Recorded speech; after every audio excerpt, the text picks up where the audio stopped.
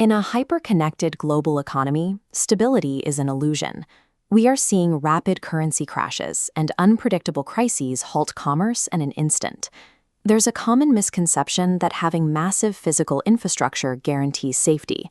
You can own the world's largest glove factory or a massive fleet of commercial jets, but physical assets cannot protect a business from market volatility. What actually wipes out a company's value overnight are invisible forces. Specifically, market risk, uncontrollable shifts in prices and interest rates, and operational risk, which are the internal failures of processes, people, and systems. A great product is no longer a shield against these forces. Survival depends on an active, specialized defensive system. This is where the discipline of financial and risk management comes in. Far from basic accounting, it acts as a corporation's early warning radar system. Every financial manager faces a constant dilemma. They have to balance the aggressive demands of stakeholders for growth against the critical need to keep the organization protected from ruin. Mastering how these two forces interact is the difference between companies that thrive during a crisis and those that go bankrupt. To understand how top companies survive, we must analyze how they balance the offense of aggressive growth with the defense of risk management. Let's start with the offense, the strategy for expansion. The fundamental rule of business is that corporate capital is never free. Companies fund their growth by blending different types of money, like issuing stock or taking out loans. Using a metric called WACC, the weighted average cost of capital, they determine the exact cost of keeping that money. For example, Grab Holdings uses a specific mix of equity and debt to fund its Southeast Asian expansion, resulting in a single benchmark rate.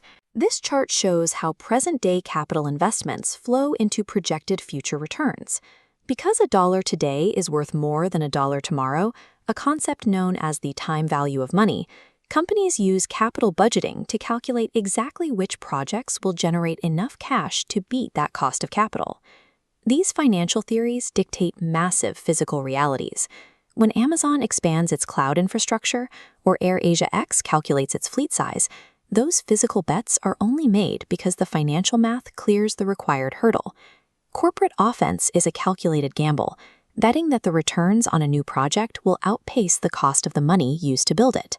But what happens to those massive investments when external market factors suddenly attack? That is where the defense comes in. To protect their cash flow, companies use hedging and financial derivatives. These are sophisticated contracts that act as shields, allowing businesses to lock in future prices and neutralize external shocks. Take foreign exchange risk.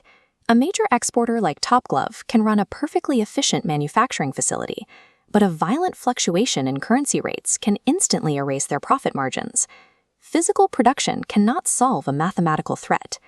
Similarly, utility providers like TNB hedge against fluctuating interest rates on their infrastructure loans, while Malaysia Airlines uses derivative contracts to lock in fuel prices.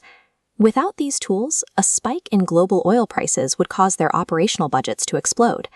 Effective financial defense doesn't actually stop massive global crises from happening.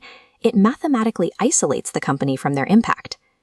Even with perfect long-term offense and defense, a company will die if it runs out of daily oxygen.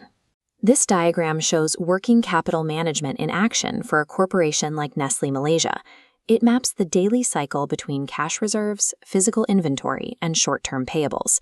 If a bottleneck forms in one area, say inventory stops moving, it instantly starves the other nodes of cash. Mastering daily liquidity is the only way to prevent short-term debt from choking out a brilliant long-term strategy. Zooming out to the modern corporate reality, maximizing pure financial wealth for shareholders at the expense of everything else is a dead model. Today, environmental, social, and governance, or ESG factors, are integrated directly into corporate metrics. They are core variables used to measure risk and valuation. Companies are now pricing profit with purpose into their long-term models, a shift seen in Patagonia's ethical supply chain commitments and Petronas's heavy capital pivots into green energy. When these sustainability metrics directly influence the cost of capital and market valuation, ethical impact becomes a core financial requirement. Modern leadership ensures that corporate growth is structurally aligned with its broader impact on the world. Every single corporate financial decision made by these managers creates a massive, undeniable ripple effect across the entire global economy. These tools, like financial formulas, complex risk derivatives, and capital budgeting theories, provide a concrete ethical framework for every high-stakes decision a leader makes.